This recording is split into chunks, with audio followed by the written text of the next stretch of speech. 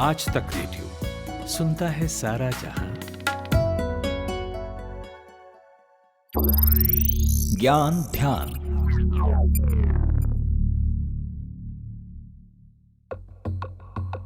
दुर्भाग्यवश वर्कप्लेस पर यौन उत्पीड़न कामकाजी महिलाओं के लिए एक आम समस्या है। देश में हर दिन किसी न किसी दफ्तर में कोई न कोई महिला इस समस्या से सामना करती है। वर्कप्लेस पर कामकाजी महिलाओं के साथ यौन उत्पीड़न के सबसे ज्यादा मामले बिहार में होते हैं, दूसरे स्थान पर दिल्ली और तीसरे पर महाराष्ट्र है। और इसका एक उदाहरण भारतीय खेल जगत में देखने को मिला कुछ दिनों से। कुछ महिला पहलवानों ने भारतीय कुश्ती महासंघ के प्रमुख और बीजेपी सांसद ब्रिजभूषण शरण सिंह पर यौन उत्पीड़न के आरोप लगाए। कुश्ती खिलाड़ी विनेश फोगाट का कहना है कि महासंघ में कोच महिलाओं को परेशान कर रहे हैं और फेडरेशन के चहेते कुछ कोच तो महिला कोचों के साथ भी अभद्रता करते रहते हैं। इस पूरे मामले के बीच एक सवाल ये उठ रहा है कि अगर किसी खेल में या किसी वर्क प्लेस में किसी महिला के साथ यौन उत्पीड़न की घटना हो तो वो क्या करे, वो पहले किसके पास अपनी शिकायत लेकर जाए।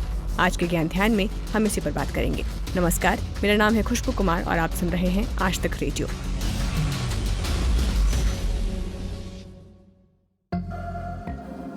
तो इस तरह के मामले sexual harassment at work place यानी काम की जगह पर होने वाले यौन शोषण के दायरे में आते हैं।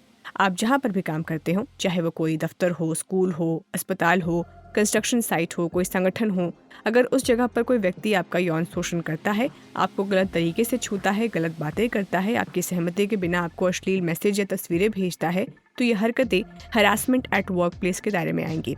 इसे लेकर एक बड़ा कानून बना हुआ है जो 2013 में बना था। नाम है sexual harassment of women at work place act, short में बोलते हैं इसे पॉश एक्ट। तो इस एक्ट को सबसे पहले लाने की जरूरत क्यों पड़ी, ये हम पहले जानते हैं। तो राजस्थान में जयपुर के पास भातेरी गांव में रहने वाली सोशल वर्कर भंवरी देवी इस पूरे मामले की केंद्र बिंदु रहीं। भंवरी देवी राज्य सरकार की महिला विकास कार्यक्रम के तहत काम करती थी। एक बाल विवाह को रोकने की कोशिश के दौरान उनकी बड़ी जाति के कुछ लोगों से दुश्मनी हो गई, जिसके बाद बड़ी जाति के लोगों ने उनके साथ गैंग रेप किया। इसमें कुछ लोग भी ये थे जो बड़े पर्दों पर थे। न्याय पाने के लिए भंवरी देवी ने इन लोगों के खिलाफ मुकदमा दर्ज कराया, लेकिन सेशन कोर्ट ने उन्हें बरी कर दिया क्योंकि गांव पंचायत से लेकर पुलिस, डॉक्टर सभी ने भंवरी देवी की बात को सिरे से खारिज कर दिया। इसके बाद कई महिला संगठनों और एनजीओ ने मिलकर साल 1997 में विशाखा नाम से सुप्रीम कोर्ट में एक पिटीशन फाइल की। इसमें पीड़िता के लिए न्याय और वर्कप्लेस में औरतों के साथ हो रहे हरासमेंट के खिलाफ कार्रवाई की मांग की गई। कई सुनवाइयों के बाद फाइनली सुप्रीम कोर्ट ने वर्कप्लेस पर किए जाने वाले हरासमेंट के खिलाफ कुछ निर्देश जारी किए और इन्हीं को विशाखा गाइडलाइंस कहा गया। इसके बाद साल 2013 में विशाखा गाइडलाइंस की जगह आया prevention of sexual harassment eight workplace act यानी पॉश एक्ट। इसमें वर्कप्लेस के दायरे को बढ़ाया गया। जैसे अगर कोई महिला काम के सिलसिले में किसी होटल में रुकी है या टूर पर है, ट्रैवल कर रही है, तो होटल या फिर उसके मोड ऑफ ट्रांसपोर्ट को भी वर्कप्लेस ही माना जाएगा।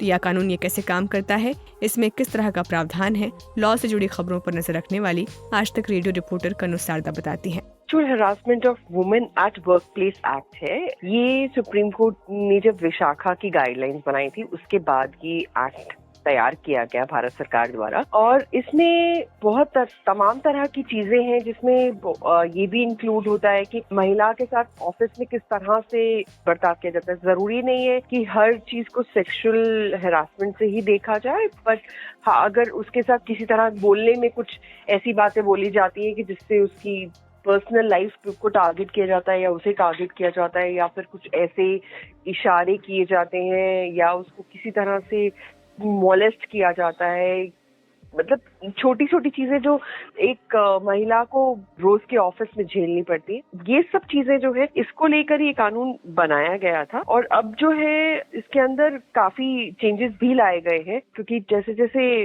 अब हमारे समाज में महिलाएं और ज्यादा घरों से बाहर निकलने लग गई हैं, काम करने लग गई हैं, तो इस कानून में भी काफी चेंजेस भी हुए हैं कुछ टाइम में। अब आप सोच रहे होंगे कि क्या भारतीय कुश्ती महासंघ पर ये कानून लागू होता है। तो खेल संघों को कानून के तहत स्टेट एंटिटी यानी सरकार के विभाग की तरह माना जाता है और इसीलिए वो केंद्र सरकार के नियमों को लागू करने के लिए बाध्य हैं। तो ऐसा बिल्कुल होता है कि भारतीय कुश्ती संघ पर भी ये जो कानून है वो लागू होता है। अब हम आपको बताते हैं कि आगे जब कोई किसी पर आरोप लगाता है इस एक्ट के तहत, तो किस तरह की जो प्रक्रिया होती है वो फॉलो की जाती है। कनु सारदा से सुनिए। देखिए, ये कानून जो है ये हर उस वर्क प्लेस में लागू होता है जहाँ 10 या उससे ज्यादा लोग काम करते हैं।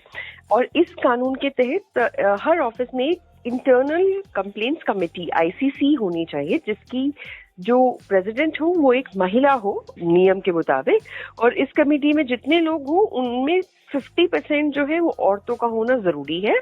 और इसमें साथ ही में एक बाहरी मेंबर का होना भी जरूरी है जो डील करता हो सेक्सुअल हरासमेंट के केसेस को।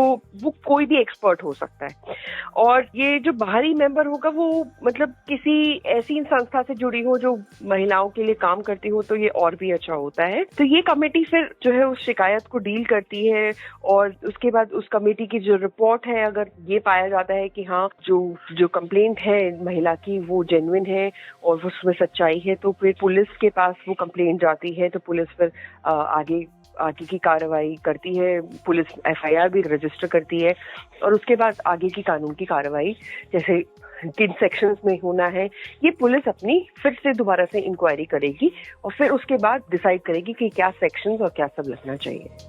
एक आखिरी सवाल कि पहलवान कुश्ती महासंघ की पॉश कमेटी के पास क्यों नहीं गई? इसका सीधा जवाब है कि भारतीय कुश्ती महासंघ के पास पॉश कमेटी है ही नहीं।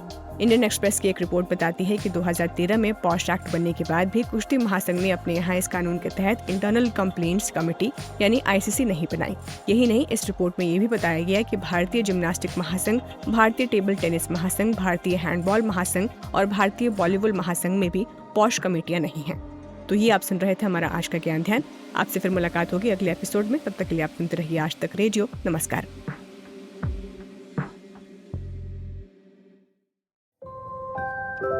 कहानियों का मौसम लौट आया है। किरदार जिनमें सांस ले रहे हैं हमारी रोजमर्रा की जिंदगी के एहसास। किसी आंख से टपका एक खामोश आंसू, किसी जबान पर आते आते रुक गई कोई बात, किसी की दबी हुई शरारती हंसी, किसी की मोहब्बत भरी एक नजर। हर एहसास में ढूंढिए खुद को, क्योंकि ये है story box. Story box with Jamshed Qamar Siddiqui. सुनिए आज तक रेडियो, स्पॉटिफाई, जियो सावन और एप्पल पॉडकास्ट जैसे सभी ऑडियो प्लेटफॉर्म्स पर।